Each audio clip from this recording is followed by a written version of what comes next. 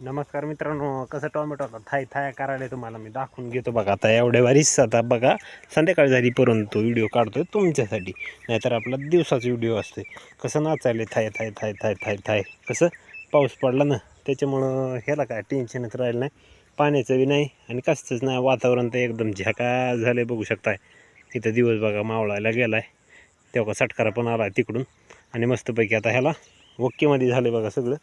आणि कळी पण तुम्हाला माहिती त्या दिवशीच व्हिडिओ टाकला आपण, कळ्या लागलेले. आणि हे बघा कसं नुसतं जोमात वाढले बघा. ह्या 4 दिवसामध्ये 4 बोटं टोमॅटोचं रोप वाढलं ही बघू शकता. आणि कशी ग्रीनरी आली बघू शकता बरं. म्हणजे पावसाचा कशाला फरक आहे हो. कसं असते, पाऊस पडला तर शेतकरी पण सुखावतो, म्हणजे शेतकरी खुश होतो.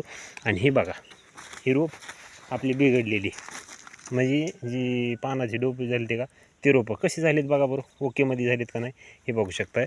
इथं आहे हो का, ही पण झालेली होतं तसंच. आता तुम्हाला इकडे पुढलं पण दाखवून घेतो.